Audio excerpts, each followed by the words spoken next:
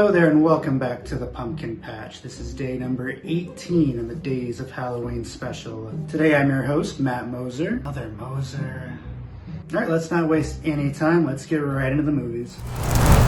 Today our selection for the Halloween classic goes to the 1949 Disney movie, The Adventures of Ichabod and Mr. Toad. This is actually a double feature, so you can actually forget the first part of it with the Toad. We're actually only focusing on Ichabod. This part of the film is based on the early 18th century story, The Legend of Sleepy Hollow. The main part of the movie is basically Ichabod trying to escape from the Headless Horsemen. This is classic 2D Disney animation, which is whimsical and has a lot of humor, but can actually be pretty suspenseful. Headless Horseman can actually be a pretty scary sight. Also, maybe we can get the Headless Horseman in Kingdom Hearts 4, maybe? It also features an ending you might not be expecting if you're watching a typical Disney movie. I really liked it. Next is our selection for the overlooked horror movie, and that would be 2016's 10 Cloverfield Lane. Now, I have to be honest, I'm not actually the biggest fan of the first Cloverfield or any of the found footage type horror movies. This is why I kind of feel this movie is heavily overlooked, because it's nothing like the original Cloverfield whatsoever. The movie stars Mary Elizabeth Winstead, and her character is basically kidnapped by a character being played by John Goodman. She can't leave this place because of unforeseen events happening outside, which she really has no idea of what's actually going on outside. So it really adds a mysterious and suspenseful tone to the movie. John Goodman has one of the most amazing acting performances I've seen in quite some time. Even if you may think you know where the movie's going based on some of the other Cloverfield movies, you might be second guessing yourself due to the performances in this movie. It's really something. You really need to check it out. I really liked it. Alright, coming up next is our pick for movie for the older kids, and it's another J.J. Abrams movie. Don't worry, this is before he got a hold of Star Wars, people. Just calm down. This is the 2011 film Super 8. Not Super 8 film, but the movie Super 8. I really wanted to recommend this movie based on the popularity of Stranger Things lately, because this movie is heavily based on The Goonies, which is pretty much what Stranger Things is also based on. It goes for that young teenager focal point where the characters are in their teens and they're basically facing supernatural obstacles that probably they shouldn't be facing alone, but they end up having to. In fact, the opening of this movie is actually the young teenagers literally filming a horror movie. And then of course they end up being in one. So it really does have that Stranger Things vibe. Or I guess Stranger Things has the Super 8 vibe since it came out many years before Stranger Things.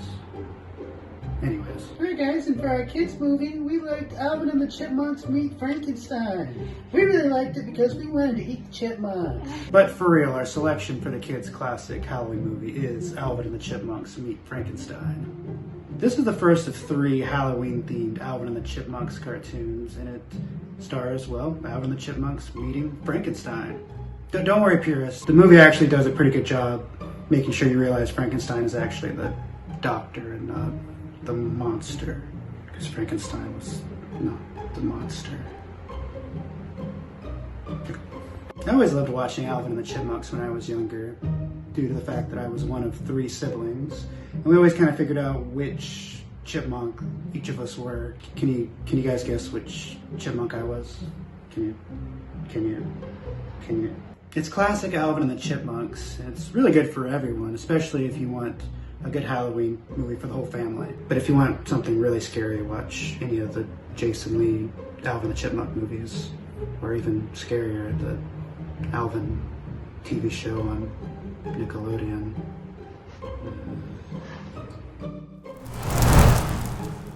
Alright, getting past that. Now we're going to move on to our haunt of the day, which is Bennett's Curse, located in Baltimore, Maryland. This year actually marks the 20th year of Bennett's Curse, and they are indeed open this Halloween season.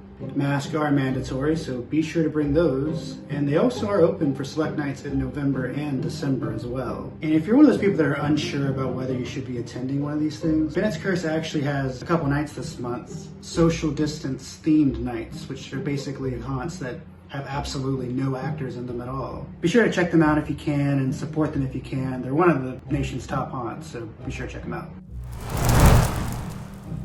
And that is it for day 18 of Days of Halloween. So be sure to check out tomorrow's episode. My wife is actually going to be doing that. Kind of forced her to do that. Be sure to click or treat, like, subscribe, comment, all that stuff with bells and stuff. I'm not really used to this YouTube thing yet. Thank you so much for riding with us, and we'll see you tomorrow.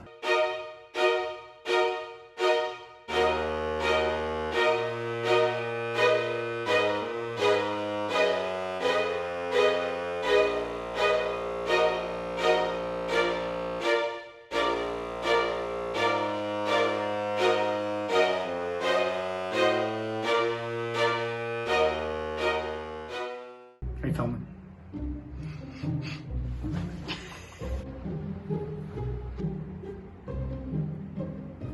Whatever. Just start filming. Alright, stop it and then. Sure to check them out if you can and support them if you can.